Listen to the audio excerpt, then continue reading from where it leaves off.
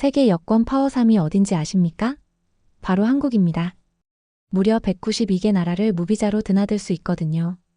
문제는 이렇게 상대국을 쉽게 통과할 수 있는 만큼 위조 한국 여권으로 불법 입국하려는 사람도 많다는 겁니다. 오늘 소개해드릴 사연은 한국 영화 감독이 여권을 도난당하면서 하나뿐인 여동생을 영영 보지 못할 뻔했던 사연입니다. 과연 그에게는 무슨 일이 있었던 걸까요? 지금 바로 확인해 보시죠.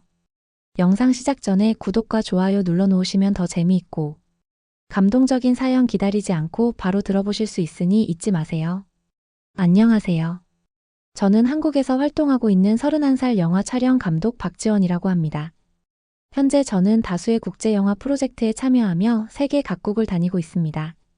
지난 5년간 저는 아시아, 유럽, 북미 등 30여 개국을 돌아다니며 다양한 영화 프로젝트에 참여했습니다.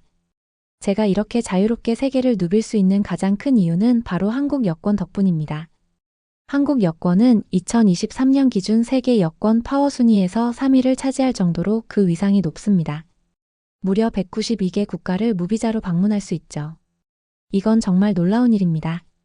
불과 30년 전 1990년대만 해도 한국 여권으로 무비자 입국이 가능한 나라는 50개국 정도에 불과했으니까요. 여권 보여주세요. 이 말은 제가 세계 각국의 입국 심사대에서 가장 많이 듣는 말입니다.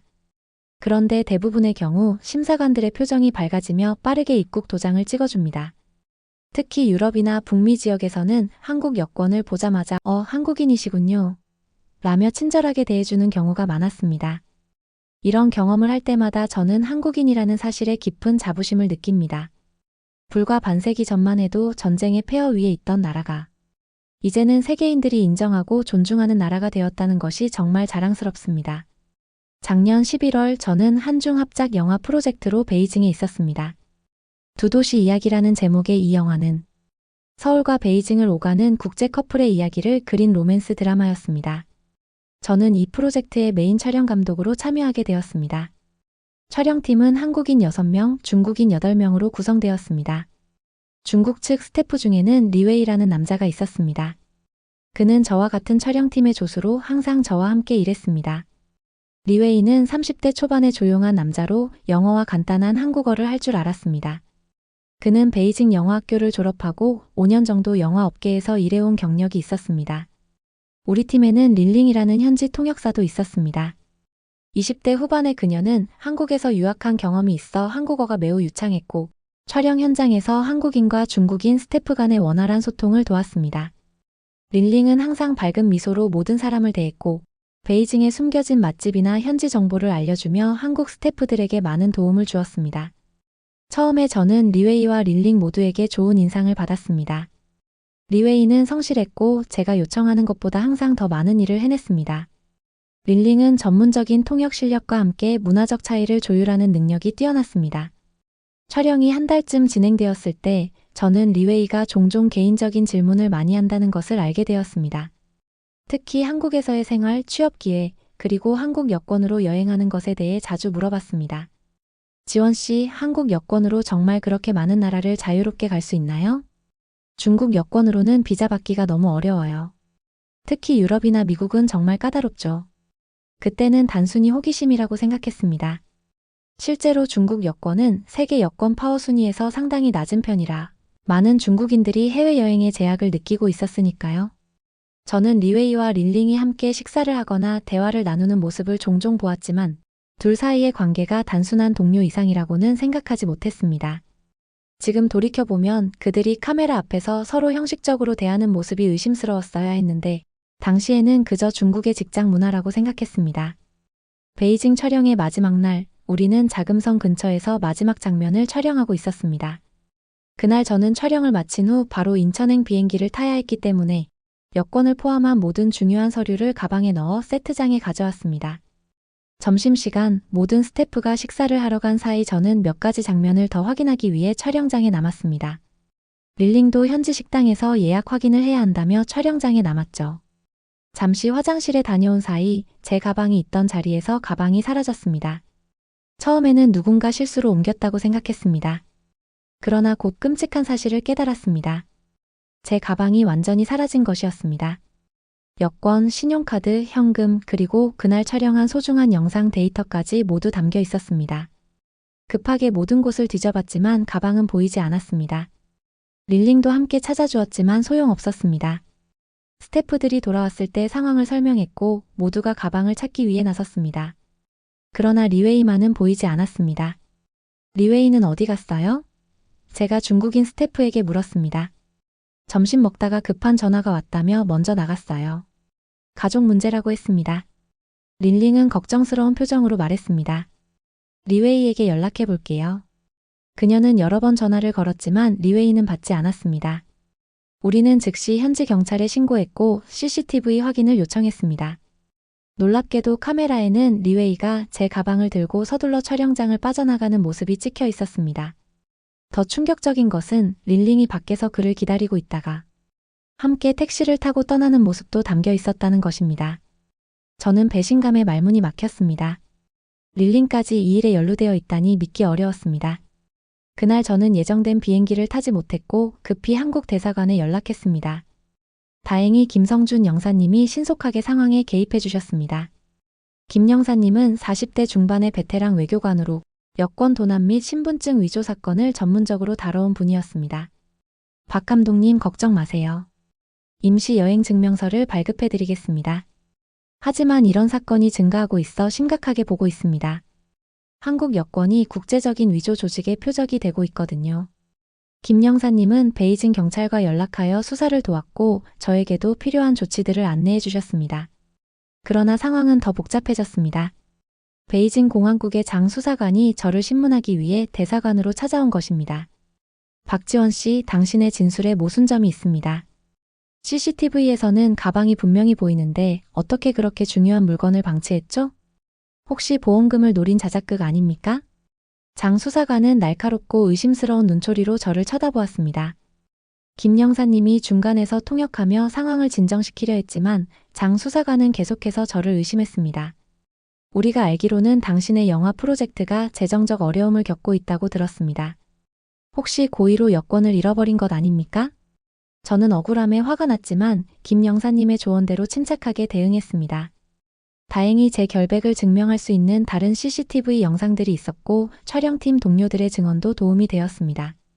하지만 가장 큰 위기는 따로 있었습니다. 그날 저녁 한국에서 급한 전화가 왔습니다. 제 여동생이 교통사고로 중환자실에 입원했다는 소식이었습니다. 지원아, 미영이가 횡단보도를 건너다가 신호 위반 차량에 치였어. 지금 수술 중인데 상태가 많이 안 좋대. 빨리 돌아올 수 있어? 어머니의 떨리는 목소리에서 절박함이 느껴졌습니다. 저는 즉시 귀국해야 했지만 여권이 없는 상황이었습니다. 임시 여행 증명서를 발급받더라도 절차가 끝나려면 최소 이틀은 걸린다고 했습니다. 여동생의 상태가 위중한데 이틀이나 기다릴 수 있을지 불안했습니다. 김 영사님은 제 상황을 이해하고 최대한 빨리 처리해주겠다고 약속했지만 법적 절차를 완전히 무시할 수는 없었습니다. 저는 깊은 무력감에 빠졌습니다. 그날 밤 제 휴대폰으로 낯선 번호에서 전화가 왔습니다. 받아보니 리웨이의 목소리였습니다. 지원 씨, 미안합니다. 하지만 제게 선택의 여지가 없었어요. 그의 목소리는 떨리고 있었습니다. 배신감과 분노가 치밀어 올랐지만 그의 말을 계속 들었습니다. 제 어머니가 폐암 초기 판정을 받았어요.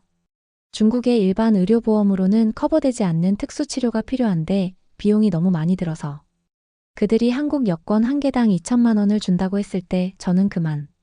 리웨이는 자신이 국제 여권 위조 조직에 연루되었다고 고백했습니다. 그의 어머니는 적절한 치료를 받지 못하면 상태가 급속도로 악화될 수 있었고 효과적인 치료를 위한 돈이 절실했다고 합니다. 릴링은 그의 여자친구로 처음에는 리웨이를 말리려 했지만 결국 그를 돕기로 했다고 했습니다.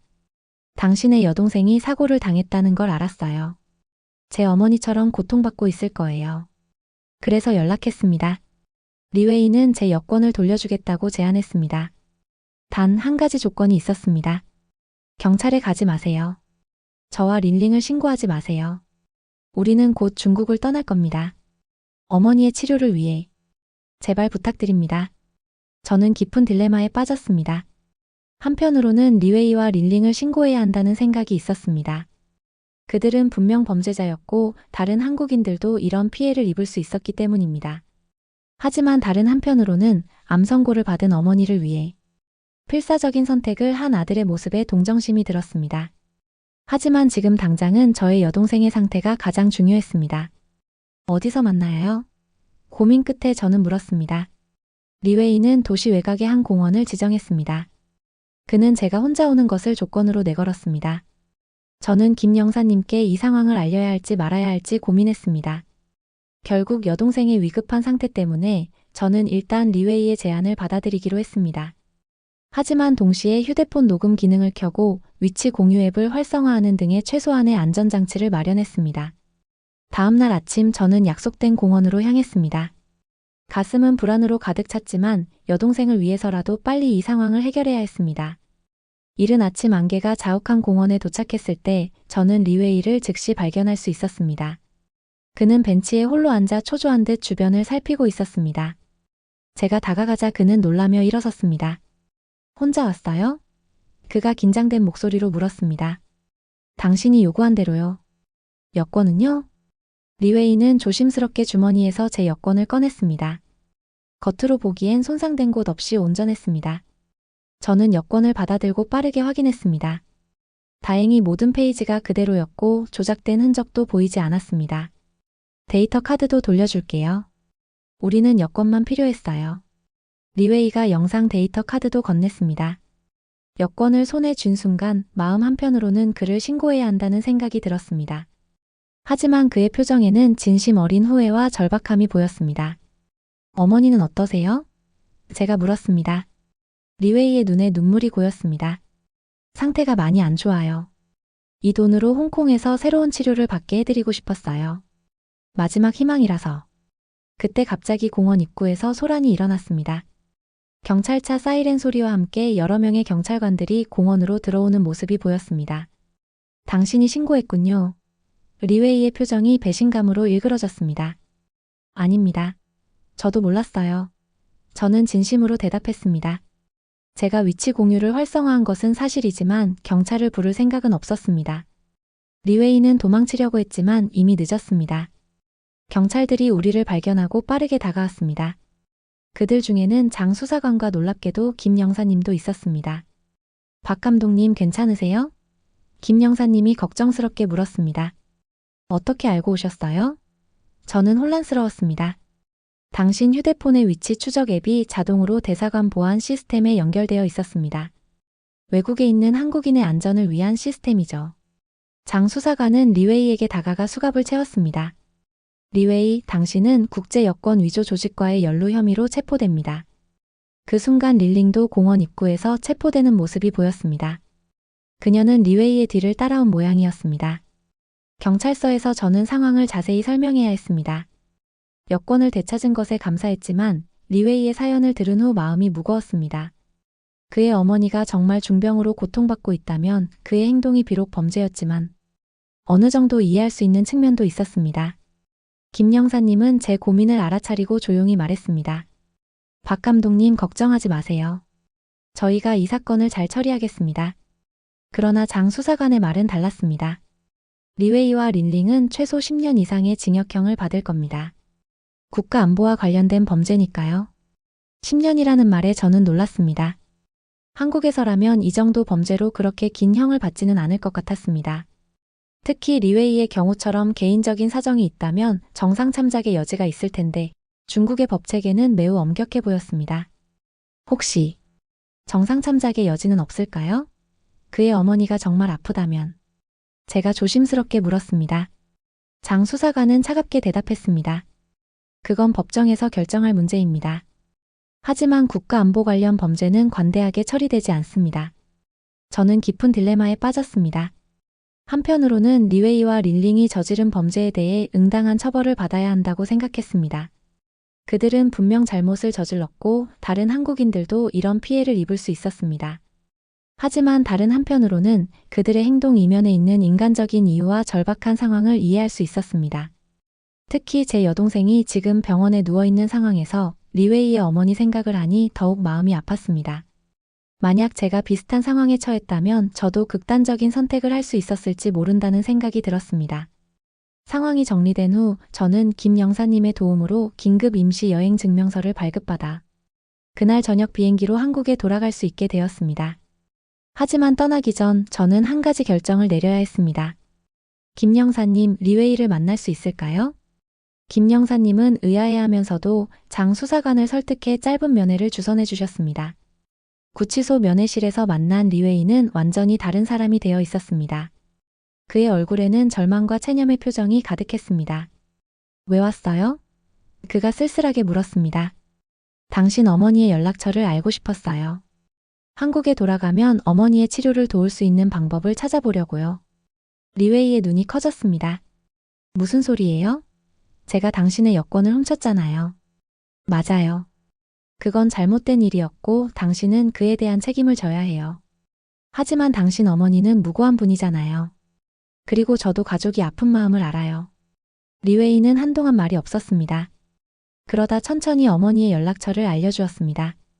저는 그것을 메모한 후 마지막으로 그에게 말했습니다. 당신이 저지른 일은 분명 잘못됐어요. 하지만 당신의 마음은 이해해요. 제가 할 수 있는 일을 해볼게요. 면회를 마치고 나오는 길에 김 영사님이 기다리고 있었습니다. 그에게 무슨 말을 했습니까? 김 영사님이 물었습니다. 그의 어머니를 돕고 싶다고 했어요. 그리고 영사님, 혹시 리웨이의 형량에 대해 조금이라도 선처를 요청할 수 있을까요? 김 영사님은 잠시 생각하더니 말했습니다. 쉽지 않은 일입니다. 하지만 피해자인 당신이 탄원서를 작성한다면 어느 정도 도움이 될 수 있을 겁니다. 다만 이건 우리나라와 중국 사이의 외교적 문제가 될 수도 있다는 점을 알아두세요. 저는 깊이 고민했습니다. 제가 범죄자를 위해 선처를 요청하는 것이 과연 옳은 일일까? 하지만 리웨이의 어머니 생각을 하니 그냥 넘어갈 수 없었습니다. 탄원서를 작성하겠습니다. 그의 행동은 잘못됐지만 너무 가혹한 처벌은 또 다른 비극을 낳을 뿐이라고 생각해요. 그날 저녁 저는 한국행 비행기에 올랐습니다. 비행기 창문으로 베이징의 불빛이 점점 작아지는 것을 바라보며 지난 며칠간의 일을 돌이켜봤습니다. 한국 여권의 가치, 국제적인 여권 위조 조직, 그리고 리웨이와 릴링의 사연까지 모든 것이 복잡하게 얽혀 있었습니다. 인천에 도착한 후 저는 곧바로 여동생이 입원해 있는 병원으로 향했습니다. 다행히 여동생의 상태는 안정을 찾고 있었습니다. 의사는 위험한 고비는 넘겼지만 완전한 회복까지는 시간이 필요하다고 했습니다. 병실에서 여동생의 손을 잡고 있는데 어머니가 조용히 물으셨습니다. 지원아, 중국에서 무슨 일이 있었던 거니? 얼굴이 많이 지쳐 보인다. 저는 여권 도난 사건과 리웨이의 사연을 간략히 말씀드렸습니다. 어머니는 잠시 생각하시더니 말씀하셨습니다. 세상에는 많은 아픔이 있구나. 네가 그 사람의 어머니를 돕겠다는 마음을 가진 건 참 따뜻한 일이야. 하지만 내 자신도 잘 챙기렴. 어머니의 말씀에 위로를 받으며 저는 리웨이의 어머니를 어떻게 도울 수 있을지 생각했습니다. 다음 날 저는 대학 시절 의대를 다녔던 친구에게 연락했습니다. 현재 그는 서울의 유명 대학병원 종양내과 의사로 일하고 있었습니다. 민수야, 중국에 폐암 환자가 있는데 혹시 한국에서 받을 수 있는 새로운 치료법이 있을까? 친구의 도움으로 저는 한국에서 진행 중인 폐암 임상시험 정보와 중국 현지에서 접근 가능한 치료법에 대한 정보를 수집할 수 있었습니다. 물론 환자를 직접 보지 않고 정확한 조언을 하기는 어렵지만 최소한 리웨이의 어머니에게 참고가 될 만한 정보였습니다. 한국에 돌아온 지 2주가 지났을 때 김 영사님으로부터 연락이 왔습니다. 박 감독님, 좋은 소식이 있습니다.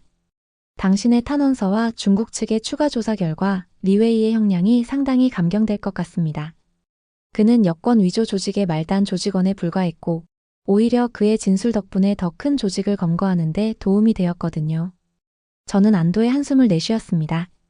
적어도 리웨이가 10년이라는 긴 시간을 감옥에서 보내지 않아도 된다는 사실이 다행이었습니다. 그리고 또 한 가지. 수사 과정에서 릴링과 리웨이가 여권 위조 조직의 말단 조직원이었을 뿐 두 사람 모두 상부의 압력과 위협에 의해 어쩔 수 없이 가담하게 되었다는 사실이 밝혀졌습니다. 릴링은 처음에는 단순히 연락책이었지만 리웨이와 실제로 연인 관계가 되면서 더 깊이 관여하게 된 것으로 보입니다. 그렇군요. 그들도 어쩔 수 없는 선택을 했던 거군요. 네, 그들의 진술이 더 큰 조직을 검거하는데 결정적 도움이 되었습니다. 특히 릴링이 제공한 정보 덕분에 조직의 주요 인물들을 체포할 수 있었어요. 그녀는 처음부터 이 일이 마음에 내키지 않았다고 합니다. 이 소식을 듣자 마음이 조금 편해졌습니다. 그들도 어떤 의미에서는 이 상황의 피해자였다는 것을 알게 되니 그들을 더 이해할 수 있게 되었습니다. 김 영사님은 말을 이어갔습니다. 그리고 당신이 관심을 가졌던 리웨이 어머니의 치료 문제. 중국 정부가 특별히 의료 지원을 제공하기로 했습니다. 당신의 선행이 알려지면서 양국 간의 작은 선의의 제스처로 이루어진 일입니다. 저는 감격스러웠습니다. 비록 복잡한 상황이었지만 결과적으로 리웨이의 어머니가 적절한 치료를 받을 수 있게 되었다는 사실이 정말 다행이었습니다. 여동생의 회복과 함께 저는 다시 국제 영화 프로젝트에 참여하게 되었습니다. 이번에는 한중일 합작 다큐멘터리로 동아시아의 문화유산을 다루는 작품이었습니다. 도쿄에서의 촬영을 마치고 홍콩으로 이동하던 중 공항에서 뜻밖의 인물과 마주쳤습니다. 릴링이었습니다. 우리는 공항 카페에 앉아 이야기를 나눴습니다. 릴링은 여권 위조 조직에 어떻게 연루되었는지 처음에는 단순히 통역사로 조직과 접촉했다가 점점 더 깊이 관여하게 된 과정을 털어놓았습니다. 그녀가 리웨이를 진심으로 사랑하게 되면서 상황은 더욱 복잡해졌다고 합니다. 리웨이는 어떻게 지내나요? 제가 물었습니다. 2년형을 선고받았지만 모범수로 1년 만에 가석방될 예정이에요. 그의 어머니는 초기에 발견한 덕분에 효과적인 치료를 받고 있고 의사들은 완치 가능성이 높다고 했습니다. 릴링은 주머니에서 봉투 하나를 꺼냈습니다. 이건 리웨이가 당신에게 보내달라고 한 편지예요. 제가 면회를 갔을 때 받았습니다. 편지를 받아든 저는 묘한 감정에 사로잡혔습니다.